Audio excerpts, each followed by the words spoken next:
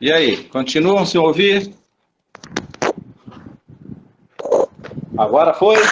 Agora o som está nítido e Tá claro. estranho isso. Tá bom? O áudio tá bom? Todo mundo ouvindo? Bem? Perfeito. Engraçado, só tá funcionando com o microfone. Muito estranho isso. Então tá, já que tá perfeito, vamos tentar retomar de onde paramos então. Eu fechei aqui o áudio de todo mundo para evitar qualquer coisa.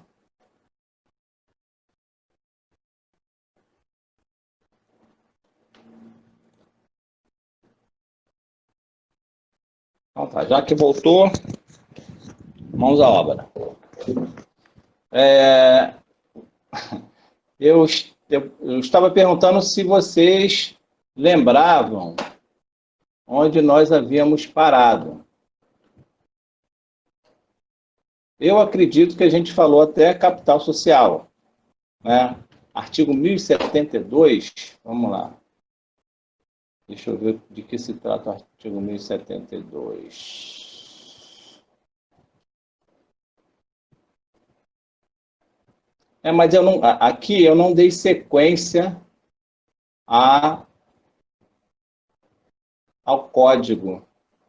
Deliberação dos sócios. Então, deixa eu ver no slide onde a gente falou sobre deliberação dos sócios. Deliberação dos sócios. Sim, certo. Lembrei então. Então, esse slide aqui, praticamente nós acabamos ele. Então, nós chegamos aqui na deliberação dos sócios, então, onde nós falamos do artigo, né? Esse slide aqui especificamente, ele une o artigo vamos iniciar. Então, nós fomos até a alteração contratual. Começaremos a falar sobre a deliberação dos sócios agora. Valeu, Mara. Você me salvando como sempre. Então, vamos lá. Já falamos bastante coisa sobre a sociedade limitada, né? Características, aplicação subsidiária e supletiva, né? Subsidiária das normas da sociedade simples e supletiva das normas da sociedade anônima, sobre o contrato social, né? Falamos do nome empresarial, nós já tínhamos falado do passe direto, número de sócios, natureza jurídica, né? E capital social. Então, agora a gente vai começar a falar sobre a deliberação dos sócios. Então, dentro do capital social, a gente já falou sobre aumento e redução de capital social também, né? Cessão de cotas, administração, deliberação dos sócios. Tá. Vamos lá, vamos ver se dá para a gente acompanhar aí pelo slide. Então, eu continuo atrás. Deliberação dos sócios. Em regra, as decisões mais corriqueiras, as decisões do dia a dia, né, são tomadas pelos administradores, né? Decisões de gestão, de administração mesmo. Mas algumas decisões, o administrador não tem competência, não tem poder, não tem atribuição, né, para decidir sozinho. Ele precisa que os sócios decidam sobre certos assuntos, tá? Esses assuntos são pautados sempre, né, são levados à reunião para a deliberação dos sócios. A gente vai ver aqui mais ou menos como é que funciona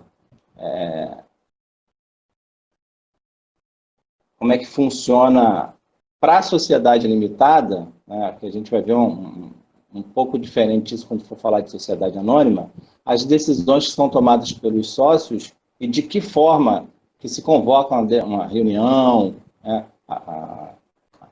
como a sociedade limitada é uma sociedade de pessoas, então essa reunião pode ser substituída por um documento assinado por todos, onde todos concordem com esse tipo de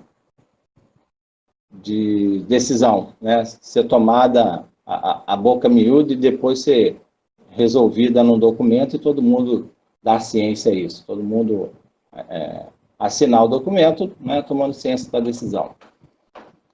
Os sócios deliberam sobre a sociedade limitada, simples ou empresária, em reunião ou assembleia, conforme previsto no contrato social. Então, no contrato social, tá, eles podem determinar que toda decisão deva ser tomada em assembleia de sócios e não reunião. Qual a diferença da assembleia e da reunião? A assembleia ela tem um rigor maior. Quem mora em condomínio aqui sabe que qual o rigor para se convocar uma assembleia de condomínio, tá? E ela tem mais ou menos o mesmo rito, só que cumpre aqui o que está no Código Civil. Então, o artigo 1071, ele previu um rol exemplificativo de assuntos, né, de matérias que serão decididas na reunião. Tá? Só que algumas delas, elas acabam sendo obrigatórias, como a decisão da aprovação das contas. Tá? Então, aquela obrigação que a sociedade tem de elaborar anualmente o seu balanço patrimonial e o seu balanço de resultado econômico, né, essa obrigação empresária, ela é cumprida pelo administrador judicial. Pelo administrador da sociedade. Estou pensando em falência. Pelo administrador da sociedade, né? A atribuição, a competência de elaborar isso é do administrador. E os sócios, né, eles vão aprovar ou não as contas daquele ano de administração daquele administrador ou do período que ele ficou, mas geralmente faz-se isso anualmente, na reunião ou na assembleia de sócios, tá? A aprovação das contas. Principalmente se o administrador for um administrador não sócio, né? Mas isso aí é certo acontecer. Então, o artigo 1071, ele trouxe o rol de assuntos, tá? Em relação ao quórum diferenciado, tá? Para as decisões. Então, a gente tem que unir aqui, nesse slide, o que está em preto é o artigo 1071. E o que está em vermelho, laranja, não sei como é que está aparecendo aí, é o quórum lá do artigo 1076. Tá? Se vocês pegarem o Código Civil, vocês vão ver que eles estão bem separados. Tá? Mas o quórum de aprovação das contas, tá, na reunião de sócios ou na assembleia é um quórum de maioria dos presentes. A gente sabe que a maioria das decisões tomadas na sociedade limitada é por mais da metade do capital. Toda vez que tiver um quórum diferenciado, o código vai determinar esse quórum. Tá? Então, no inciso 2, designação dos administradores quando é feito em ato separado, mais da metade do capital. Tá? É o quórum comum. A aprovação das contas é um quórum bem inferior a esse. Maioria dos presentes na reunião ou na assembleia. O inciso 5, que fala da modificação no contrato social, tá? Ele diz que para modificar o contrato social, a gente precisa ter um quórum de 3/4 do capital social. 3/4 do capital social tem que aprovar, tá, essa decisão. Mas olha como é que a coisa é confusa. A decisão para modificar o contrato social é de 3/4 do capital social. Mas a decisão para destituir um administrador é de mais da metade do capital. Se esse administrador foi nomeado no contrato social, você vai ter que fazer alteração contratual. Os assuntos mais relevantes, é isso que você escreveu? Sim, os assuntos mais, não digo nem relevantes, mas mais complicados, né? Mais difíceis, mais sensíveis. Justamente como a designação ou a destituição de um administrador, principalmente se esse administrador for um sócio, né? É um assunto delicado. Então, geralmente, esses assuntos eles requerem um quórum maior. Tá? Incorporação, fusão ou dissolução da sociedade ou cessação do estado de liquidação, 3/4 do capital. Nomeação e destituição de liquidante, maioria dos presentes. Então, eu coloquei nesse slide aqui o 1071, que são os assuntos em preto, e o 1076, que é o quórum para se aprovar na reunião de sócios, tá, esses assuntos. O pedido de concordata aqui, a gente tem que ler recuperação judicial, porque não existe mais o Instituto da Concordata por conta da Lei 11.101 de 2005, tá, que modificou lá o processo falimentar, tá, e incorporou a recuperação judicial no lugar da concordata. Não alteraram o Código Civil, tá? Continua lá a concordata. Não ter feito a alteração, mas não fizeram. Tá? Mas a gente lê aqui o pedido de recuperação judicial. Eu até explico isso aí. E aqui é o finalzinho do slide que fala das principais características da sociedade limitada, né? Divisão do capital social em cotas, indivisibilidade ou infungibilidade das cotas, livre formação do capital social, limitação da responsabilidade, né, da sociedade, solidariedade na integralização do capital, impossibilidade de subscrição pública para a formação do capital social, utilização de firma de denominação, possibilidade de exclusão de sócio faltoso. Então, são as características que a gente foi extraindo do próprio material que a gente viu. Eu tinha feito um slide, deixa eu ver se eu deixei ele aqui.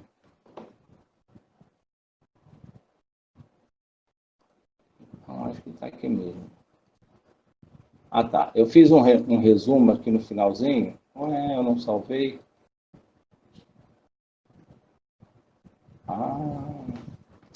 Eu tinha feito uns 4 resumos aqui para a gente poder... não salvei. Então, vamos lá. Vamos dar uma olhadinha no Código Civil. Tem algumas... A gente já está terminando aqui a sociedade limitada, mas tem algumas coisas que ficaram para trás porque eu não acompanhei pelo código. A gente foi fazendo diferente dessa vez. Então, cadê o Código Civil? Eu queria dar uma olhada em algumas coisas que a gente acabou deixando para trás em relação e que são importantes.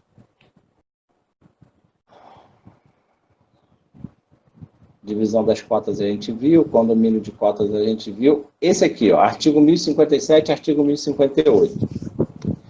Na omissão do contrato, o sócio pode ceder sua cota, total ou parcialmente, a quem seja sócio, independente de audiência dos outros. A gente viu um artigo desse parecido lá na sociedade simples, só que aqui é específico da sociedade limitada.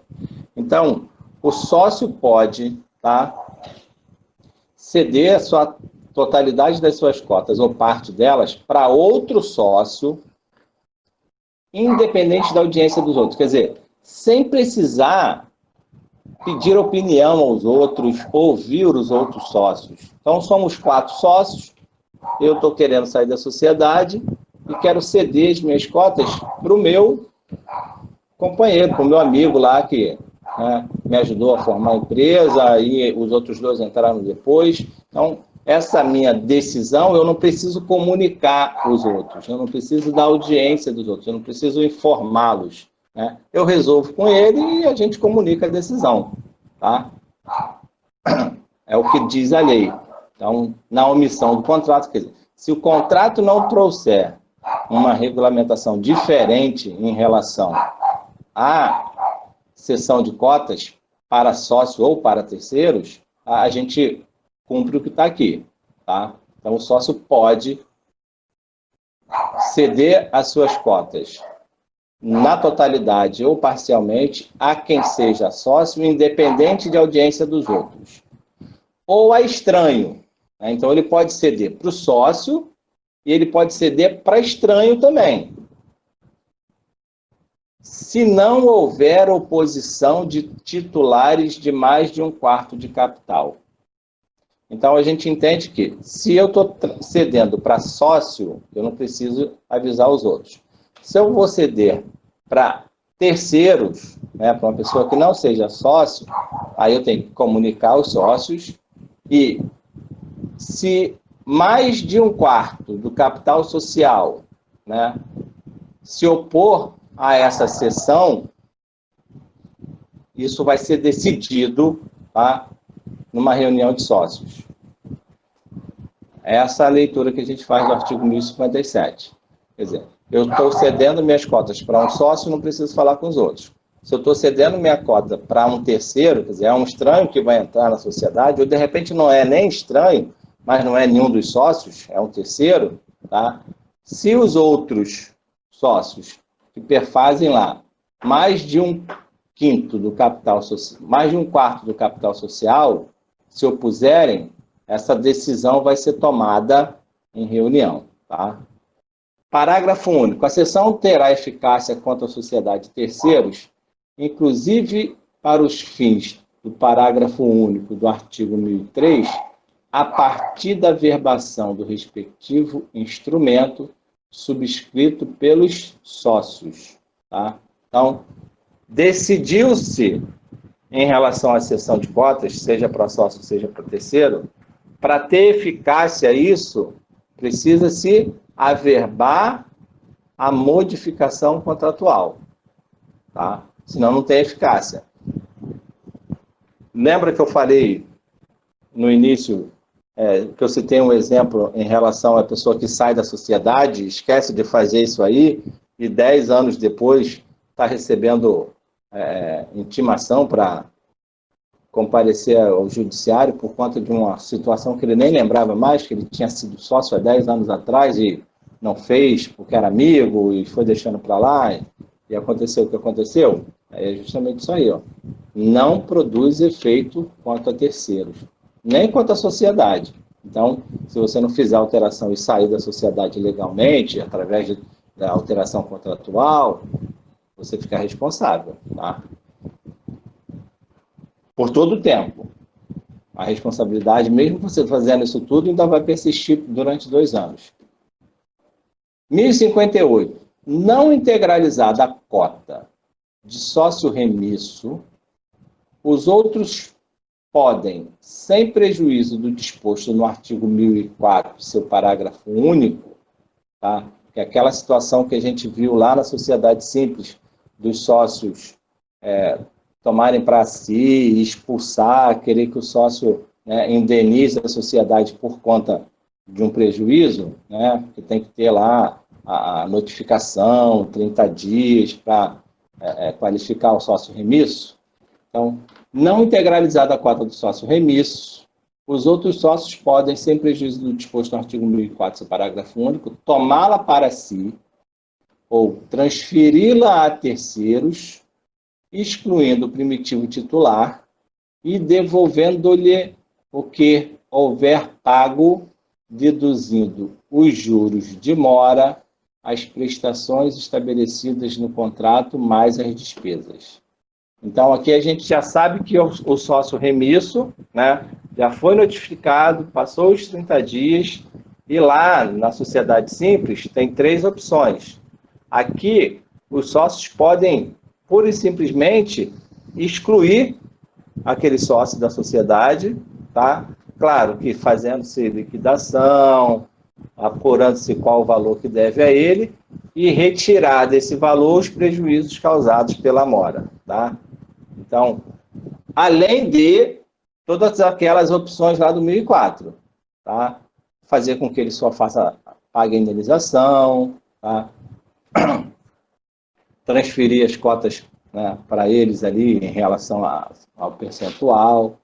Então, os sócios, além do que está lá no 1004, podem excluir o sócio da sociedade limitada diretamente, tá? Sem prejuízo do que está lá.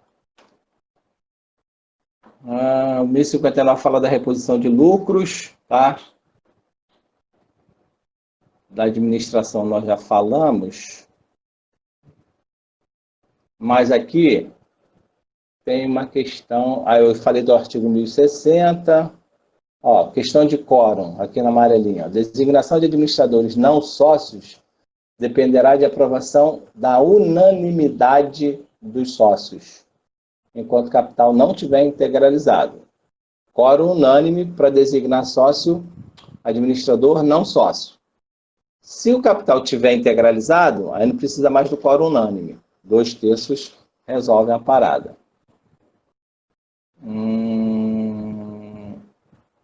1062. O administrador designado em ato separado investir-se-á no cargo mediante termo de posse no livro de atas da administração. Né? Toda empresa tem lá os seus livros de registros e o livro de atas é um deles. Tá? E as decisões tomadas são lavradas em ata. O administrador será investido no cargo mediante termo de posse no livro, tá? Isso é feito no próprio livro, além do documento, né, que tem que ser extraído dessa reunião. Se o termo não for assinado nos 30 dias seguintes à designação, esta se tornará sem efeito. Quer dizer, ele assinou ali o termo de posse no livro, mas tem que ter um documento para que ele, tá, cumpra o parágrafo 2º. Nos 10 dias seguintes ao da investidura, deve o administrador requerer que seja averbada sua nomeação no registro competente. Ele põe registro competente aqui porque, né, a gente já sabe para onde vai. Mencionando seu nome, nacionalidade, estado civil, residência, com exibição do documento de identidade, o ato e a data da nomeação e o prazo de gestão. Tá? Então, é extraído um documento da ata, dando, né, posse a esse novo administrador, porque ele tem que registrar isso na junta comercial. O exercício do cargo de administrador cessa pela destituição a qualquer tempo do titular ou pelo término do prazo, se fixado no contrato ou em ato separado não houver recondução. Então, também eu acho isso autoexplicativo. Ele é administrador, tá? Foi nomeado em ato separado até os sócios deixarem. Né? Se os sócios resolverem que ele não é mais administrador, ele pode perder, tá, o exercício do cargo. Pode ser destituído do cargo de administrador. Parágrafo 1º, parágrafo importante. Tratando-se de sócio nomeado administrador no contrato, sua destituição somente se opera pela aprovação de titulares de cotas correspondentes a mais da metade do capital. Isso aqui foi uma alteração feita pela Lei 13.792, a Lei da Liberdade Econômica. Tá? Lembra que eu falei que a Lei de Liberdade Econômica alterou um monte de dispositivo no Código Civil. Tá? Um deles a gente falou que foi a Sociedade Unipessoal Limitada. Antes era 2/3 do capital, agora é só mais da metade do capital. A renúncia...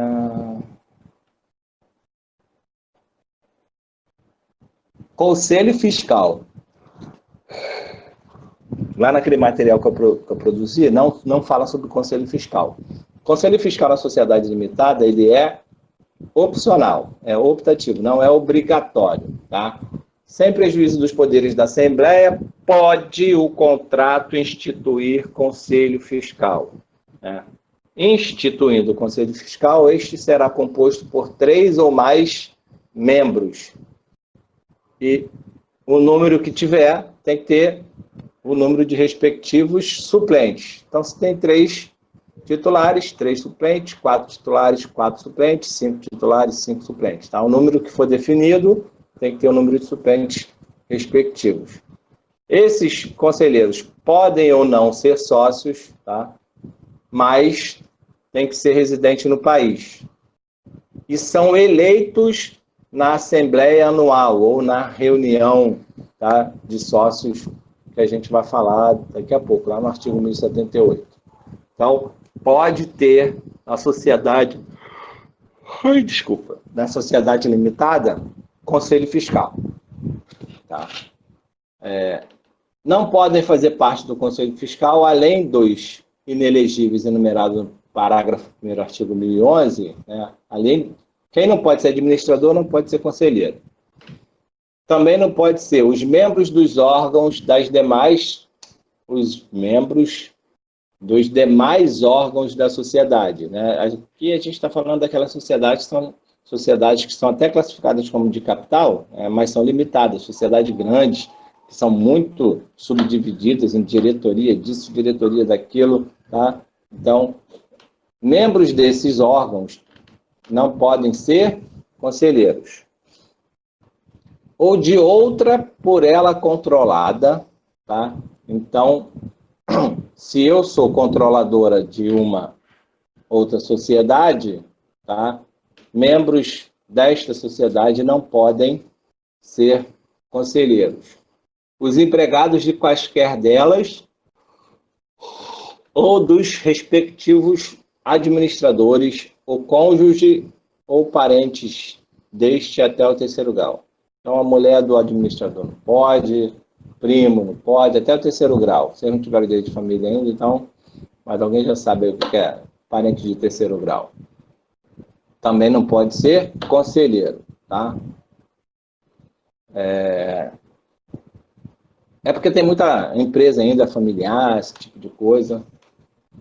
Parágrafo 2º. É assegurado aos sócios minoritários que representarem pelo menos 1/5 do capital social o direito de eleger separadamente um dos membros do Conselho Fiscal e o respectivo suplente.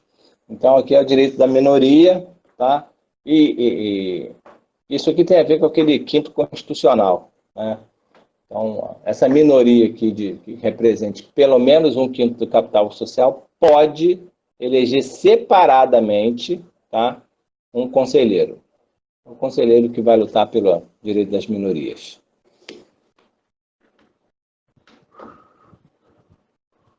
Remuneração, isso aqui é letra de lei fria. 1069. Atribuições do Conselho Fiscal. Além de outras atribuições que podem ser determinadas no contrato social, tá? Essas aqui são pertinentes e vieram para a lei. Então, o que o Conselho Fiscal faz? Examinar pelo menos trimestralmente os livros. São atribuições, não é que eles façam, né? São atribuições que eles podem fazer. Examinar pelo menos trimestralmente os livros e papéis da sociedade e o estado da Caixa. Aí é direito deles fazerem isso, não podem ser impedidos de fazer. Lavrar no livro de atas e pareceres do Conselho Fiscal o resultado dos exames referidos, né, o resultado da examinação dos livros fiscais. Exarar no mesmo livro e apresentar à Assembleia Anual dos Sócios parecer sobre os negócios e as operações sociais do exercício em que servirem, tomando por base o balanço patrimonial e de resultado. Esse parecer aqui é o parecer que vai aprovar ou não as contas, né? Inciso 4. Denunciar os erros, fraudes ou crimes que descobrirem, sugerindo providências úteis. E o que de vez em quando cai em questão de prova é isso aqui, ó. Convocar a Assembleia de Sócios, tá? Conselho Fiscal pode, porque a atribuição é do administrador ou dos administradores, tá? Mas na falta, o administrador tem prazo para fazer. Se não o fizer, o conselho pode fazer, tá? Pode convocar as reuniões ou assembleias. Se a diretoria retardar por mais de 30 dias a sua convocação anual, tem que ter uma Assembleia Geral, que a gente chama de AGO, Assembleia Geral Ordinária. A Assembleia Geral Ordinária, ela é aquela obrigatória, que tem que acontecer todo ano. E ela tem que acontecer dentro dos 4 primeiros meses do ano. Geralmente acontece no mês de março, início de abril, porque as empresas têm um prazo para cumprir uma informação eu, salvo engano meu, que é para a Receita Federal em relação ao seu balanço de resultado de patrimônio. Tá? A gente tem que cumprir essa determinação. Isso tem que ser feito, acho que até o último dia útil de abril também. É como se fosse o nosso imposto de renda, as empresas também têm que prestar essa informação lá. Tá? Então, os conselheiros fiscais podem, tá, na falta da diretoria em convocar esta reunião, eles convocarem. Até porque eles, tendo o conselho, esse conselho ele tem praticamente algumas responsabilidades que são equivalentes às responsabilidades do administrador. E uma delas é justamente cuidar da parte contábil da empresa. Tá? Se eles são conselheiros fiscais, eles percebendo que a reunião não foi marcada ainda, tá? Ou comunicando à diretoria, né, da convocação da reunião ou da assembleia e a diretoria não os fazendo, eles podem fazer, né, tomar a atitude de fazer.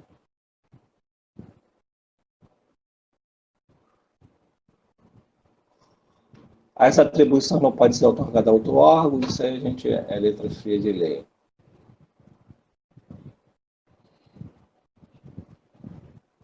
Deliberação 1071. 1072.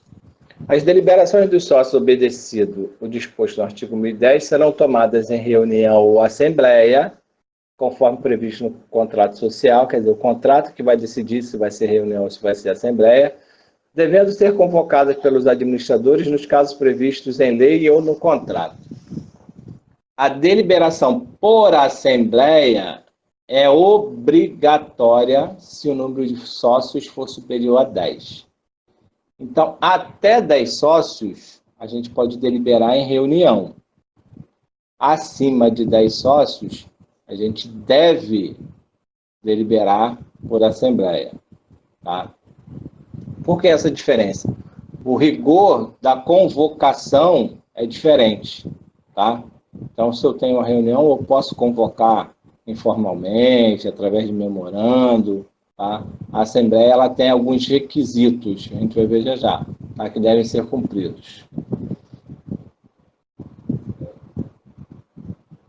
No caso do inciso 8, quer dizer,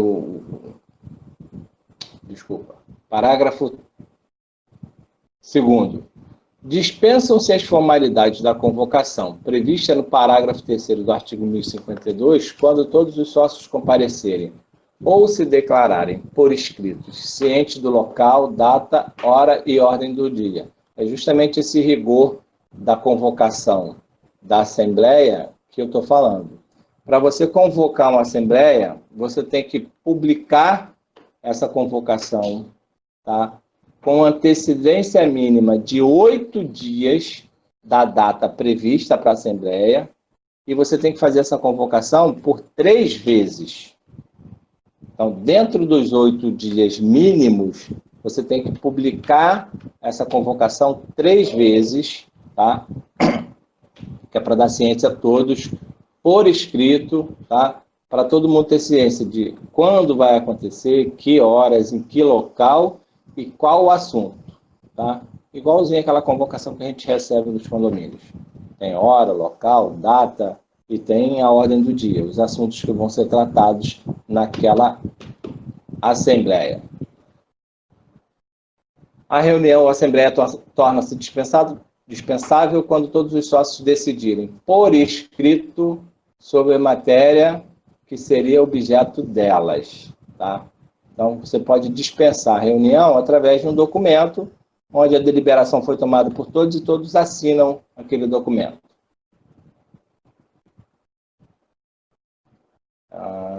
Deliberações tomadas em conformidade com a lei, com o contrato.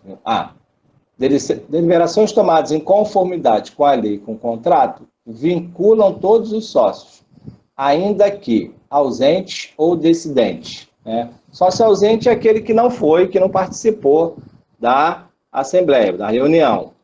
E o sócio dissidente é o sócio que perdeu, né? Foi voto vencido. votou contra aquela decisão, mas a maioria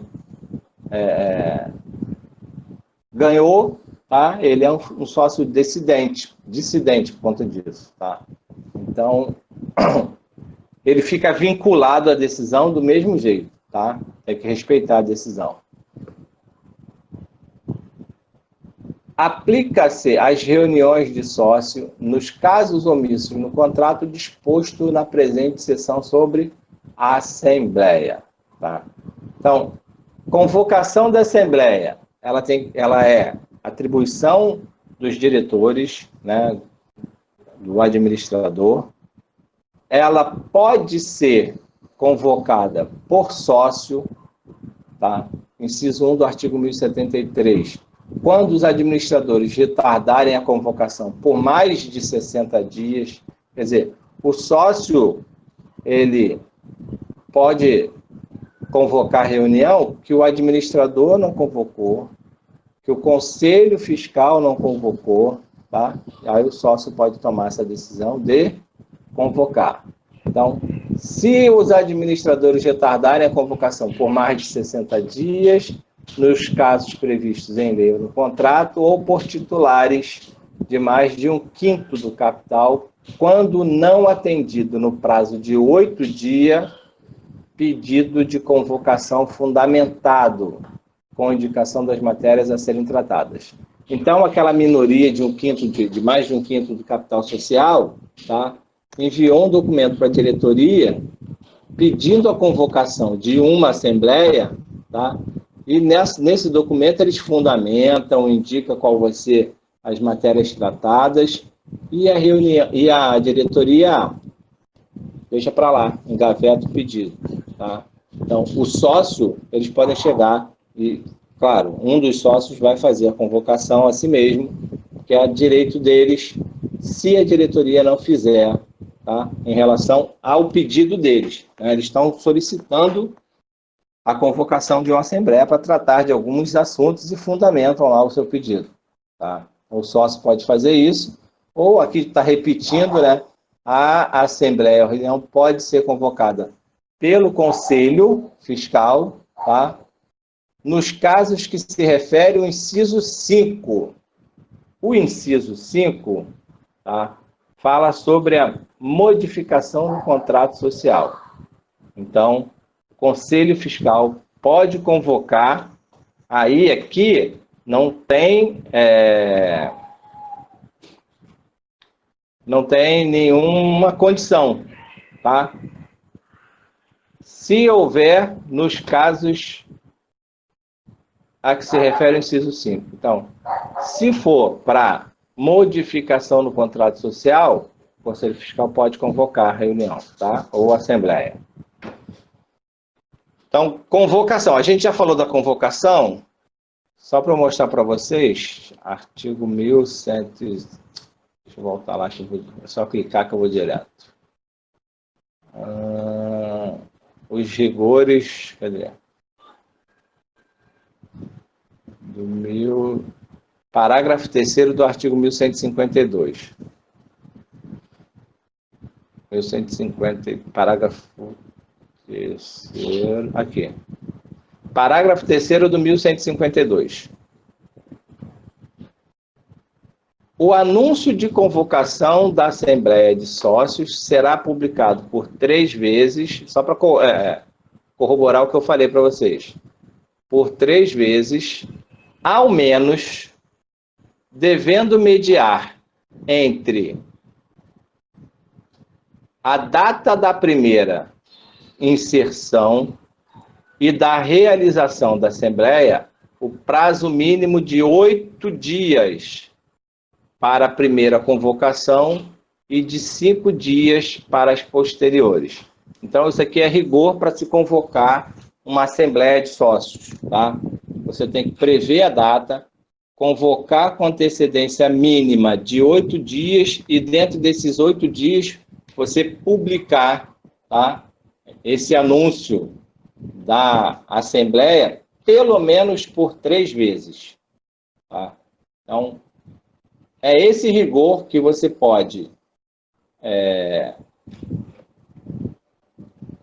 não cumprir se todo mundo, se você fizer isso através de um memorando e dar ciência a todos os participantes, né? Todo mundo que deva participar da reunião, todos os sócios, tá?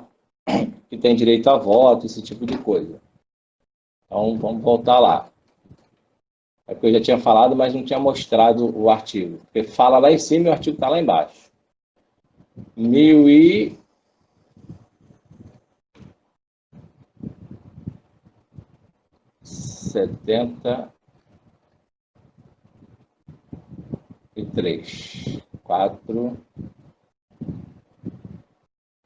1074. Assembleia de sócios instala-se com a presença em primeira convocação de titulares de no mínimo 3/4 capital e em segunda com qualquer número. A gente viu lá no parágrafo 3º do 1152 que a gente convoca, tá, com 8 dias de antecedência, tá, para reunião de sócios. Essa é a primeira convocação. Se a gente convocar essa assembleia, ela precisa ser instalada naquele dia, ela precisa acontecer naquele dia, tá? Instalação é você observar o rigor, né, da lei, que diz aqui que se instala com a presença em primeira convocação de titulares de no mínimo 3/4 capital. Eu convoquei todo mundo que tinha que ser convocado, tá?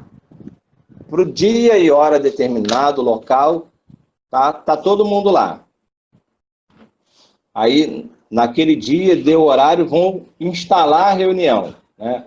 Abre-se lá os trabalhos para a instalação da reunião.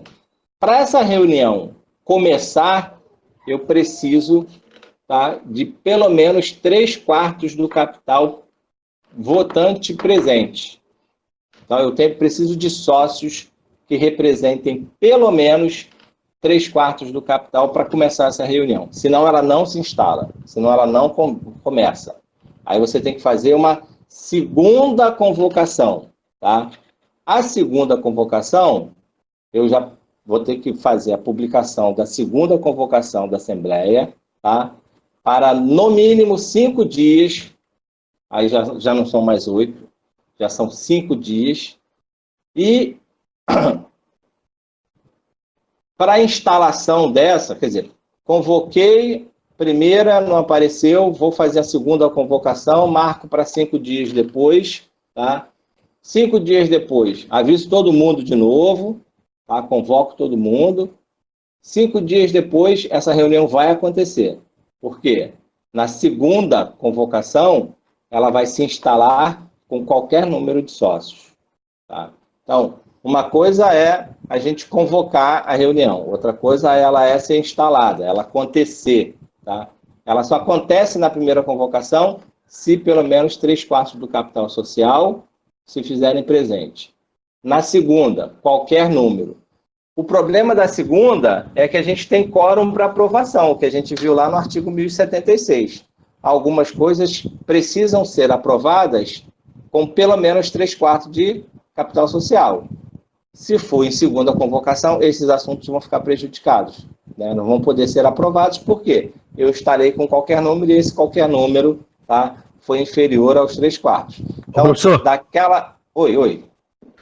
Quando fala aí em capital social, não quer dizer a quantidade de sócios, não, né? É a cota não, de quer cada dizer isso aí, cotas que representem capital social.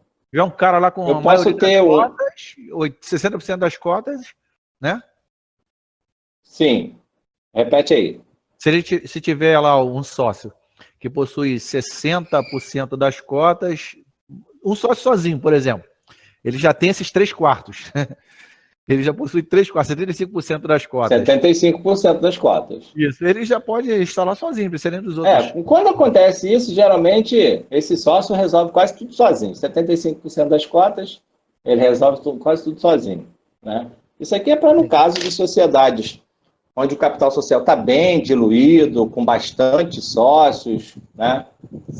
Sociedade com 2, 3, 4 sócios, isso é muito fácil de se resolver, né? Dificilmente se resolve com assembleia, se resolve isso com reunião e não assembleia.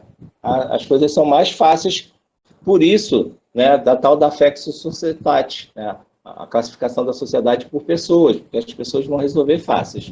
Isso aqui são para aquelas sociedades que já são, né, já tem uma estrutura muito grande, que ela é bem diversificada, tem vários sócios, tá? E as decisões são tomadas através... isso é mais corriqueiro, sabe aonde? Nas sociedades anônimas. Na sociedade limitada, só para sociedade muito grande mesmo. Sociedades pequenas, resolve-se quase tudo em reunião, né? Dificilmente, mas a lei previu aqui, né, a situação e o problema é que de vez em quando isso cai em prova, gente. Prova da ordem, prova de concurso, um monte de questão em relação a isso, que é pouco usado na limitada, mas na sociedade anônima cai muito, tá?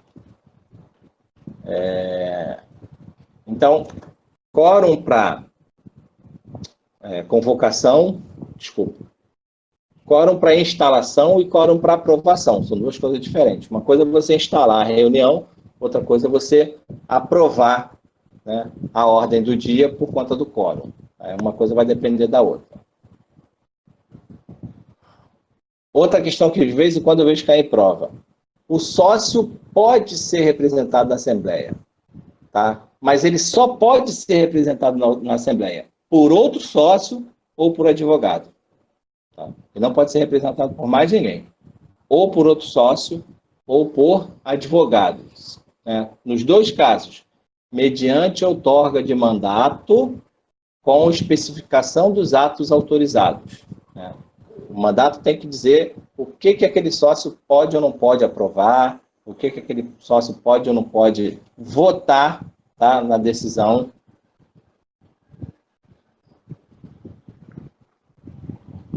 E essa procuração, né, esse mandato, ele vai ficar anexado lá na ata, junto com a ata, tá? Porque se for alguma decisão importante ser tomada, essa ata depois tem que ser até publicada, tá? Então, o sócio só pode ser representado ou por outro sócio ou por advogado, por mais ninguém.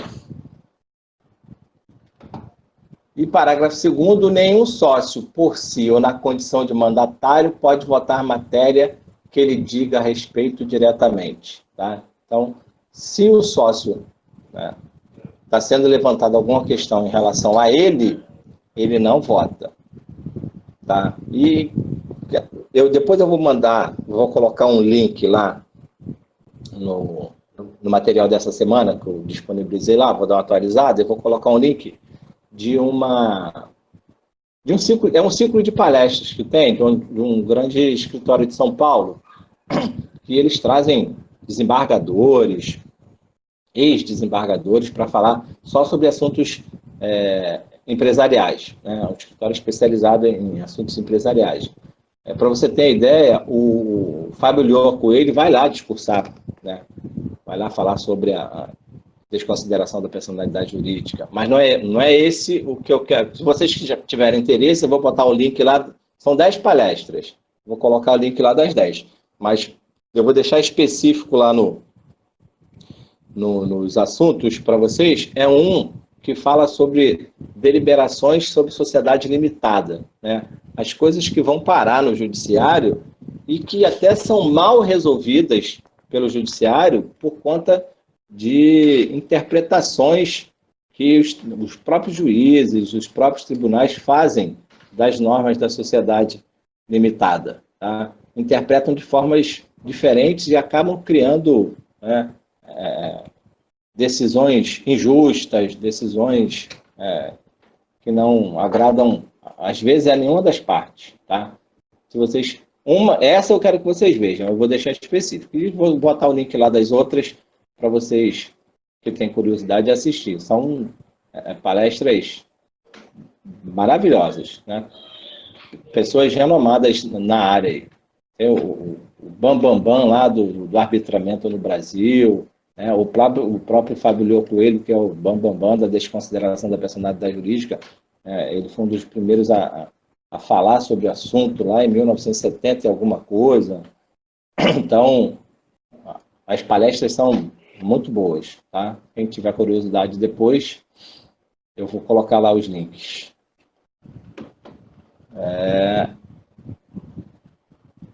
Outro assunto aqui que eu quero ressaltar.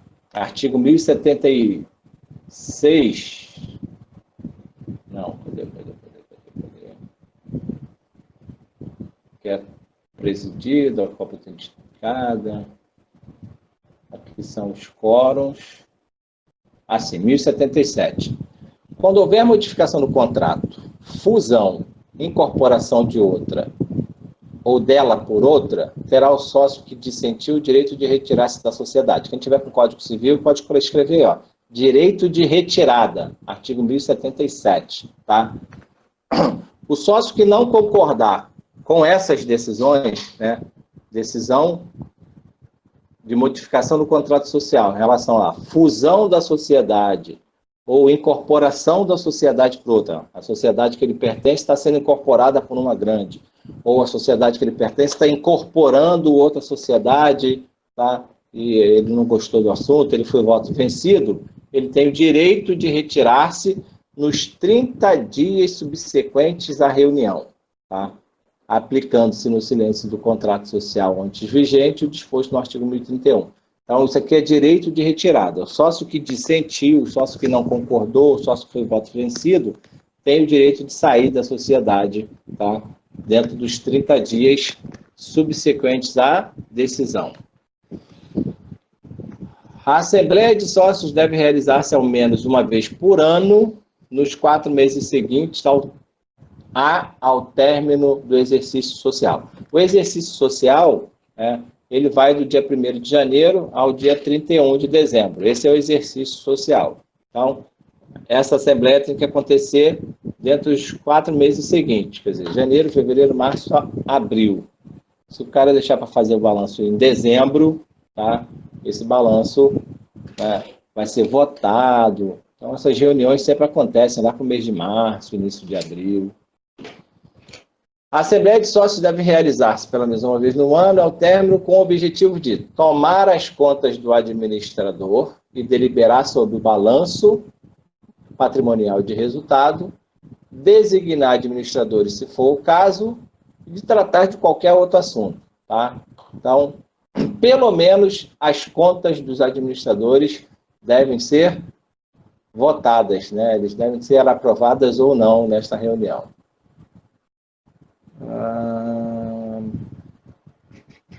Aqui é a forma da reunião.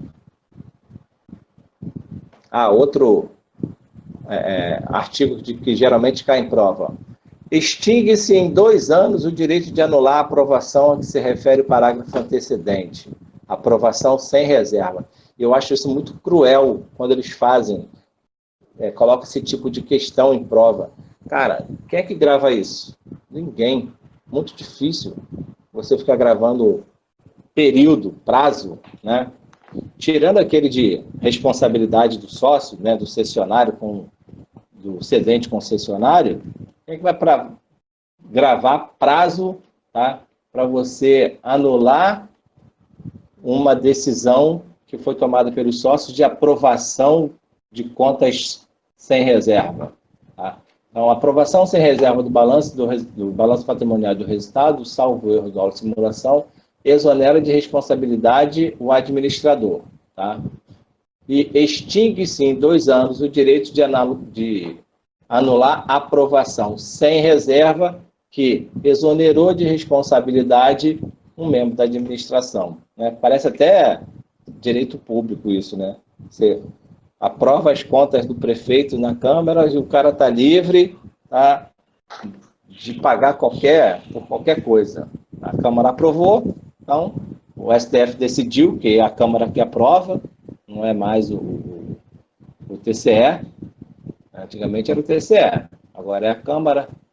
Então, ficou complicado isso. Então, o direito de anular encerra-se em 2 anos. Eu já vi questão de concurso caindo isso aí. Depois dos servidores o quê? Deixa eu abrir aqui, não deu para ler.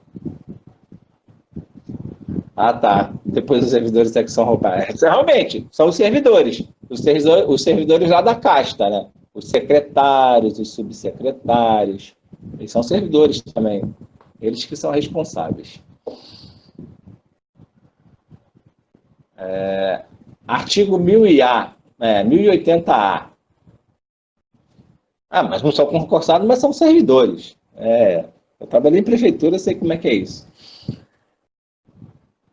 O sócio poderá participar e votar à distância, em reunião ou assembleia, nos termos do disposto na regulamentação do Departamento Nacional do Registro Empresarial e Integração da Secretaria Especial do Ministério da Economia. Eu não conheço essa medida provisória, não a vi. Não sei nem se eu vou conseguir abrir aqui. Isso é novo, isso é agora de 2020, eu acho que isso tem a ver com a pandemia, que é de março. Deixa eu ver se eu consigo abrir aqui para ver se eu consigo descobrir o que é.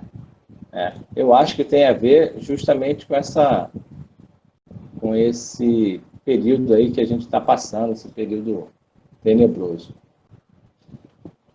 Medida provisória de março, não tem nem a data aqui. Estou tentando abrir ela para ver de quanto que é. Medida provisória. A medida provisória, ela é de março, ela caiu. Convertida em lei 14.030.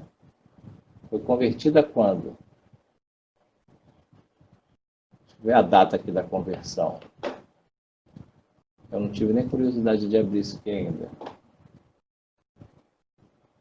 Todo semestre eu baixo o Código Civil lá do Planalto para atualizar, né? Fazer as atualizações pertinentes. Então vamos continuar aqui enquanto não abre. Então, é direito do sócio agora participar via conferência, né? Do jeito que a gente está participando aqui, fazer a reunião por conferência. Aumento e redução do capital social, já passamos por isso. Resolução, isso aqui cai muito no judiciário, tá? Tem questões, assim, infernais no judiciário por conta disso. Da resolução da sociedade em relação ao sócio minoritário, tá? Ressalvado o disposto do artigo 1030, quando a maioria dos sócios, quórum, maioria, representativa de mais da metade do capital social, entender que um ou mais sócios estão pondo em risco a continuidade da empresa em virtude de atos de inegável gravidade, poderá excluí-los da sociedade mediante alteração contratual, desde que prevista neste a exclusão por justa causa. Então, tem que haver no contrato social, tá, uma cláusula em relação à exclusão de sócio, tá, extrajudicial. Isso aqui é exclusão extrajudicial. É a própria sociedade que vai resolver, tá, excluir o sócio por atos de inegável gravidade. Tá? Então, vai ser por justa causa. Isso aqui é exclusão extrajudicial. O que para no judiciário é judicial. Tá? Com certeza, isso aqui vai parar no judiciário, sem dúvida nenhuma. Parágrafo único. Ressalvado o caso em que haja apenas 2 sócios na sociedade, a exclusão de um sócio somente poderá ser determinada em reunião ou assembleia, especialmente convocada para este fim, ciente o acusado em tempo hábil para permitir o seu comparecimento e o exercício do direito de defesa. É outra norma meio... Se só tem 2 sócios, né, e um dos sócios resolve expulsar o outro tem que ser convocado e tem que comparecer na reunião. Tá? Exercício do direito de defesa, é o que diz. Deixa eu ver se abriu lá a medida provisória. Não, olha aí. Nossa. Julho de 2020. Medida provisória dispõe sobre assembleias e reuniões de sociedades anônimas, sociedades limitadas, sociedades cooperativas e de entidades de representação do cooperativismo durante o exercício de 2020. Ah, só para 2020. Troço doido.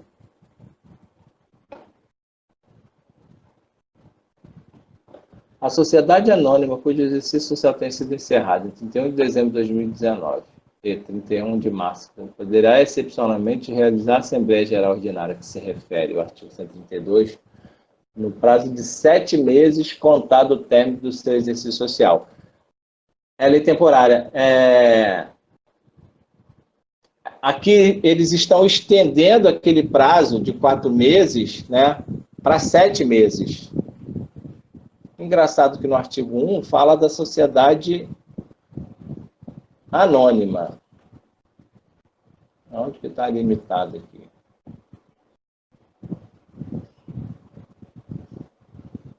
Ah, tá. É limitada também. Aí vai falar especificamente de uma por uma.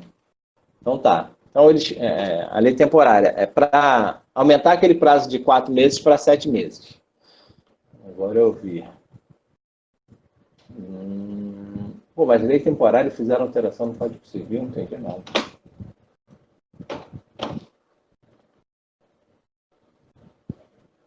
Alterou o dispositivo do Código só que é temporária. Então tá, vamos lá. Vamos continuar aqui. Ih, gente, está acabando. 1087. A sociedade limitada dissolve-se de pleno direito por qualquer das causas previstas no artigo 1044, que nós já vimos, né, que se refere ao 1031 mais a falência. Tá?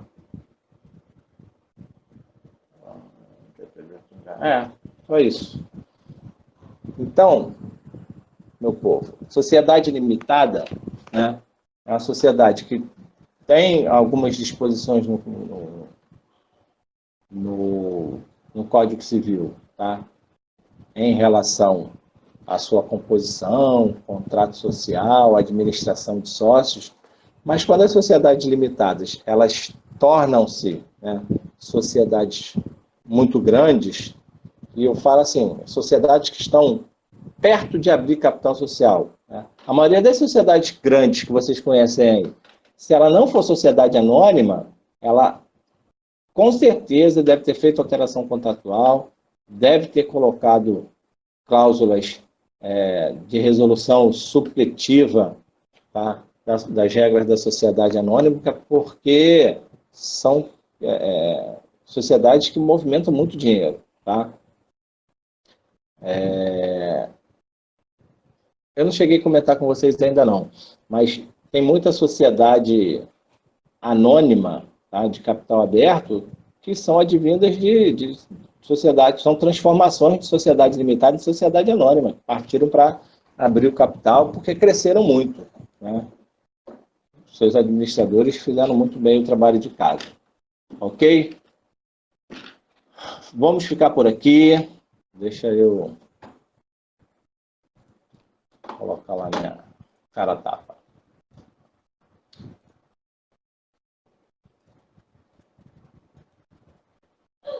Apareceu. Encerramos o conteúdo de sociedade limitada, mas, né, eu peço que vocês deem uma olhada lá naquele material que eu mandei para vocês em relação à doutrina. Tá? A doutrina que eu mandei para vocês, eu acho que foi a doutrina do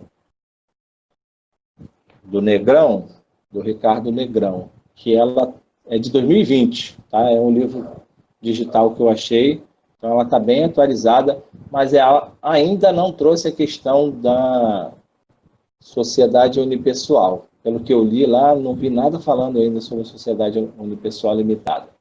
Não muda muito, todas as regras da sociedade anônima se aplicam, da sociedade limitada comum, se aplicam à sociedade unipessoal, no que for pertinente, né?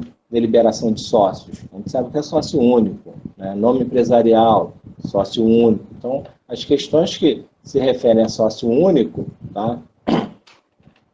Elas vão ser pertinentes, as questões relacionadas à sociedade limitada, elas vão ser pertinentes tanto para a sociedade unipessoal limitada, quanto para a Eireli, né? Tirando lá as diferenças de cada um, tudo isso aqui se aplica tanto para a Eireli quanto para a sociedade unipessoal, que, né, fez um ano aí que apareceu no nosso hall de pessoas jurídicas e direito privado. Ok? Vem lá, depois eu vou colocar lá um exercício, né, bacana lá, só sobre sociedade limitada, para a gente treinar aí e já valer para a pontuação da segunda avaliação, ok? Prometo que talvez, né, final de semana aí eu já tenha colocado as notas de vocês lá no portal, tá bom? No mais, fiquem com Deus aí, boa noite, bom final de semana, tá? E estou aí para qualquer coisa.